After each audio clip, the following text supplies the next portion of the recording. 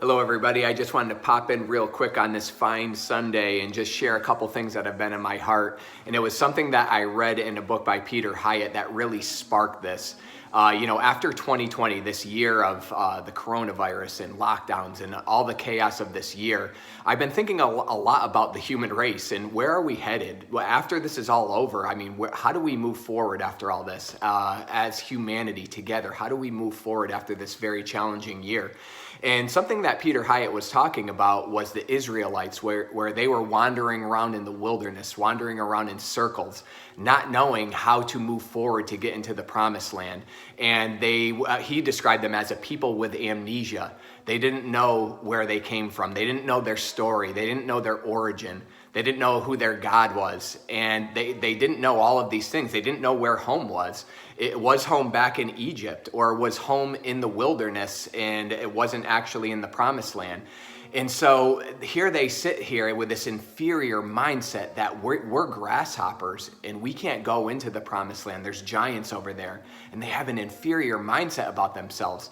And so it's interesting that Moses, at this time when Israel is like a people of amnesia, that Moses starts writing the Pentateuch.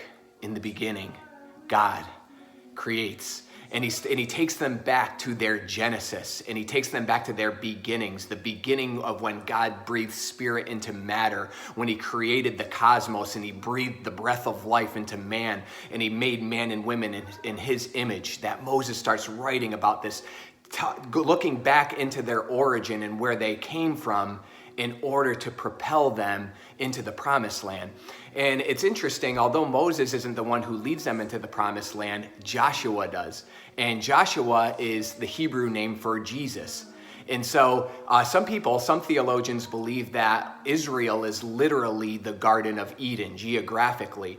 And so now you have Joshua, the Jesus figure, leading his people back into the promised land through the Jordan. And sure enough, he's confronted by an angel with a sword and almost guarding the promised land. And it's interesting that the last time you heard about that in the book of Genesis is the angel with the flaming sword, the cherubim, that was supposedly protecting the garden from Adam and Eve when they were cast out, and that it was defending the garden so they couldn't return. And so the word for when that sword turned about in Genesis, the Hebrew word for turned about is haphek. It actually means to repent, to change, to return, to turn around. And so the sword was never blocking them from the promised land. It was pointing back, the way home, how to get back to the promised land, to turn around, to change, to metanoia, to repent and change your mind. And remember, that's what repent means. It means metanoia, to know together with God, metanos, to have knowledge with God, to see from a place of union, to see things the way he sees them, to see yourself the way he sees them. That was the key to get back into Eden, back into the promised land, to return home. And so I started thinking about this, and that's what Jesus did. He came to show us our face, the true face of the human soul. He came to show us our origin, where we come from, that we were always made in the divine image, the Imago Dei. He is the revelation of the oneness of all things. And he showed that we proceed from the mouth of the Father, that we come from the heart of the Father. And that is our origin. Before we were ever lost, we were always found in him, the Lamb slain before the foundations of the earth. And that we can return to paradise. We are there right now, paradise, to see from a place of union, to know that we always belong, that we were always in the Father's embrace, and we were the ones that were running and hiding, but that we can return to Eden, that we can go into the promised land. And it dawned on me, that's how we move forward. We move forward by looking backward first to see where we came from, to see our true Genesis in the face of Jesus as in a mirror. And, I wanted to end by telling this parable, and it's one that Francois Dutoit tells, and I cannot do as much justice. He teaches it phenomenally, but I'll give it a try. It's a Moroccan legend that Eve was tempted by Satan with a magical fruit that would make her more beautiful, because there was a woman who was more beautiful. There was competition with another woman who was more beautiful than her, and she was hiding in a cave.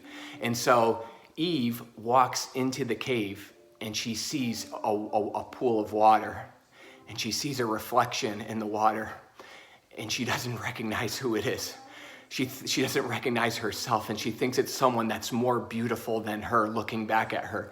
And so she goes back out and she eats of the fruit to become something that she already was.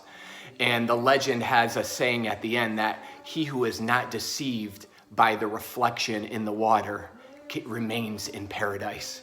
And so we can remain in paradise. We can stay and enter the promised land today.